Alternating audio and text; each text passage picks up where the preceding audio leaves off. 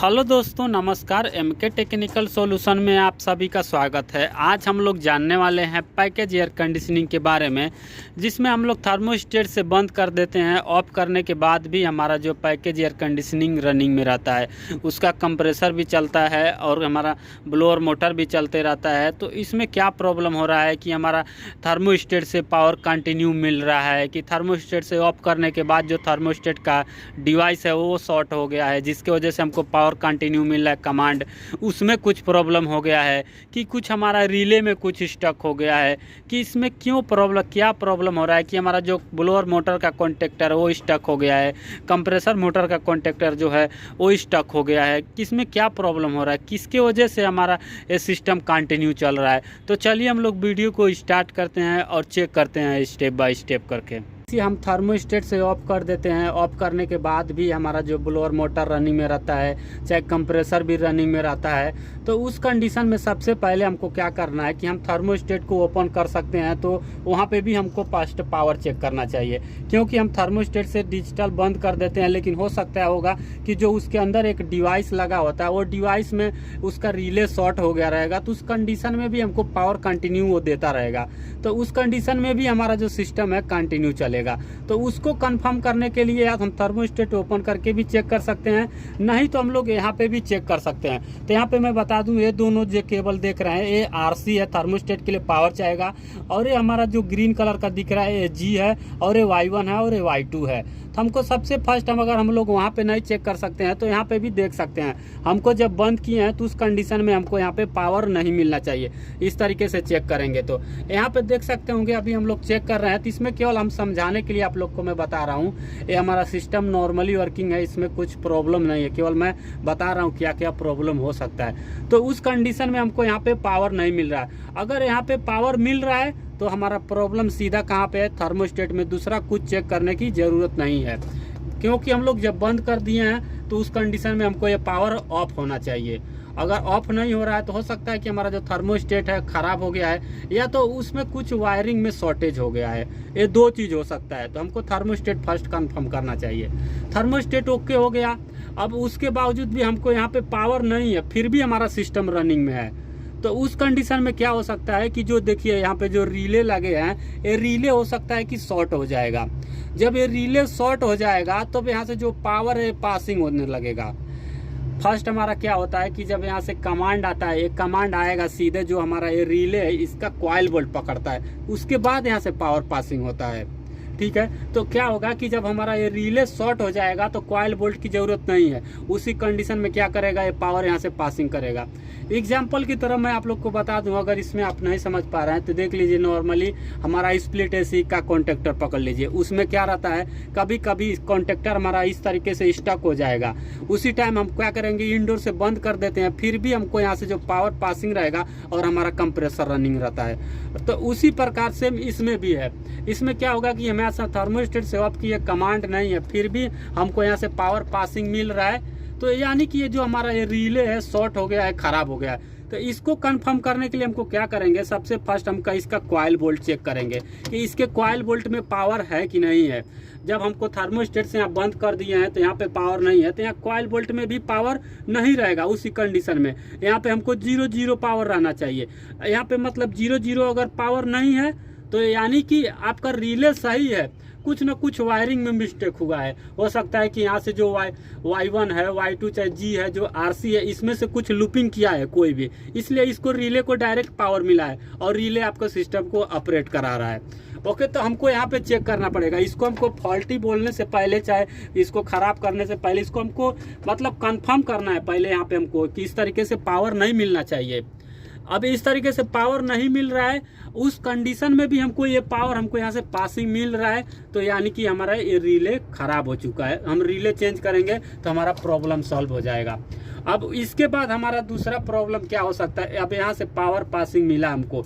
अब ये पावर सीधा हमारा कहाँ पे जाएगा, पूरा HPLP घूमेगा सर्किट बना के, उसके बाद सीधा हमारा आता है कहाँ पे, टाइम डिले स्विच पे आएगा। फर्स्ट हम लोग कंप्रेसर को समझ लेते हैं, इसके बाद मैं ब्लोअर को बता दूंगा।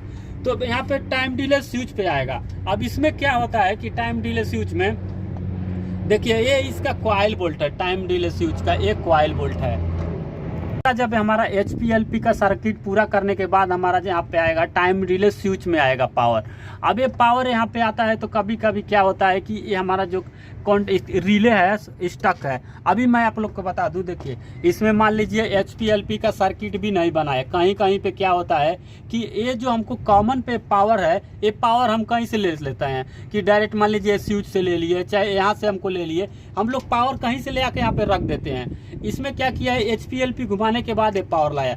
तो उस कंडीशन में क्या होता है, जब हम यहाँ से पावर ले आके यहाँ पे रख दिए हैं तो इसको कॉइल वोल्ट मिले चाहे ना मिले, इसमें रहेगा नहीं रहेगा। अगर ये शॉर्ट है तो हमको ये पावर तुरंत यहाँ से पासिंग कर देगा। अब ये पासिंग किया पावर तो सीधा जाकर हमारा जो कॉन्टेक्टर का जो कंप्रेसर का कॉन्टेक्टर है वो कैच हो जाएगा और हमारा कंप्रेसर कंटिन्यू रनिंग रहेगा। हम थर्मोस्टेट से बंद करेंगे तो भी हमारा कंप्रेसर बंद नहीं होने वाला है उस कंडीशन में।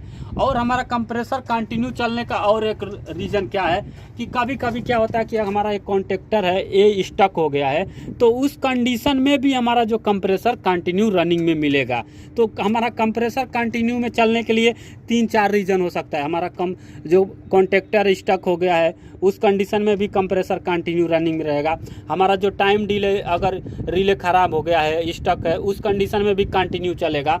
और हमारा जो कंट्रोल का रिले है स्टक हो गया है, उस कंडीशन में भी हमारा कंप्रेसर कंटिन्यू चलेगा। और थर्मोस्टेट में भी कुछ प्रॉब्लम हो, उस वहाँ पे कुछ लूपिंग है, उस कंडीशन में भी हमारा कंप्रेसर कंटिन्यू रनिंग रहेगा। अब इसके बाद हमारा आ जाता है ब्लोअर के लिए। तो ब्लोअर के लिए क्या करेंगे, सबसे फर्स्ट हम लोग अगर थर्मोस्टेट से बंद कर देते हैं फिर भी हमारा ब्लोअर मोटर रनिंग में रहता है, तो उस कंडीशन में हो सकता है कि हमारा ये रिले ख़राब हो गया है, नहीं तो कोई भी इसमें पावर जो उसका कनेक्शन है कुछ भी रॉन्ग किया है, कनेक्शन बाईपास किया है, फिर उस कंडीशन में भी हमारा ब्लोअर मोटर कंटिन्यू चल सकता है। नहीं तो हमारा जो ब्लोअर मोटर का कॉन्टेक्टर है ये स्टक रहेगा, उस कंडीशन में भी हमारा ब्लोअर मोटर कंटिन्यू चलेगा। तो उसको हम लोग किस तरीके से चेक करेंगे, सबसे फर्स्ट हम लोग यहाँ पे चेक करेंगे कि हमारे ब्लोअर थर्मोस्टेट से बंद करने के बाद हमको यहाँ पे कमांड नहीं मिलना चाहिए ब्लोअर मोटर के लिए। इस तरीके से चेक करेंगे तो यहाँ पे हमको 24 वोल्ट नहीं मिलना चाहिए। यहाँ पे 24 वोल्ट मिल रहा है थर्मोस्टेट से बंद करने के बाद भी, तो उस कंडीशन में क्या होगा कि हमारे थर्मोस्टेट में कुछ ना कुछ प्रॉब्लम है, या तो थर्मोस्टेट का जो वायरिंग है वो कुछ गलत हो गया है, जिसके वजह से हमको पावर यहाँ पे कंटिन्यू मिल रहा है। तो उसको चेक करके कंफर्म करना चाहिए। और उसके बाद अगर वहाँ से सही है, यहाँ पे पावर नहीं मिल रहा है, फिर भी हमारा ब्लोअर मोटर चल रहा है, तो उसके बाद कहाँ पे आता है, ये पावर सीधा आता है, ये जो हमारा कंट्रोल रिले 1 है इसका कॉइल बोल्ट पकड़ता है। अब ये रिले का कॉइल बोल्ट पकड़ा तो उसी टाइम हमको यहाँ से पावर पासिंग मिलना चाहिए, ना कि इसमें अगर कॉइल बोल्ट नहीं है तो पावर पासिंग नहीं मिलना चाहिए। तो पावर पासिंग कभी कभी क्या होता है कि ये रिले स्टक हो जाता है, कभी कभी क्या होता है अंदर उसका फायर होकर ऐसा चिपक जाएगा, तो भी हमको यहाँ से पावर पासिंग मिलेगा, इसमें कॉइल बोल्ट रहे चाहे ना रहे। तो हमको यहाँ पे आके चेक करना, इस तरीके से चेक करेंगे। तो यहाँ पे जब चेक करेंगे तो यहाँ पे कॉइल बोल्ट नहीं रहना चाहिए। अगर कॉइल बोल्ट है तब तो यानी कि हमारा कुछ ना कुछ कनेक्शन में प्रॉब्लम है। अगर कॉइल बोल्ट नहीं है तो यानी कि यहाँ पे सिस्टम सही है, अगर उसके बावजूद भी पासिंग कर रहा है यहाँ से पावर, तो यानी कि जो हमारा ये रिले है स्टक हो गया, ये खराब हो गया। अब ये पावर सीधा हमारा कहाँ पे जाता है, ये पावर आएगा सीधा जो हमारा ब्लोअर मोटर का ओवरलोड है इसमें आएगा। अब ये ओवरलोड अगर सही है तो यहाँ से हमको पावर पासिंग मिलेगा और सीधा जाके हमारा ब्लोअर मोटर का कॉन्टेक्टर का कॉइल बोल्ट पकड़ेगा और हमारा ब्लोअर मोटर रनिंग में हो जाएगा। तो इसके बाद हमारा दूसरा प्रॉब्लम क्या हो सकता है कि जो ब्लोअर मोटर का कॉन्टेक्टर है वो स्टक हो जाएगा, उस कंडीशन में भी हमारा ब्लोअर मोटर कंटिन्यू चलेगा। हम लोग थर्मोस्टेट से ऑफ कर देंगे, उसके बावजूद भी हमारा जो ब्लोअर मोटर है कंटिन्यू चलते रहेगा। तो हम लोग यहाँ पे आके किस तरीके से चेक करेंगे, यहाँ पे सबसे फर्स्ट हम लोग चेक करेंगे इस तरीके से, हमको A1 A2 में चेक करेंगे तो हमको कॉइल बोल्ट नहीं मिलना चाहिए, क्योंकि हम थर्मोस्टेट से ऑलरेडी बंद कर चुके हैं, तो उसमें हमको कॉइल बोल्ट नहीं मिलना चाहिए।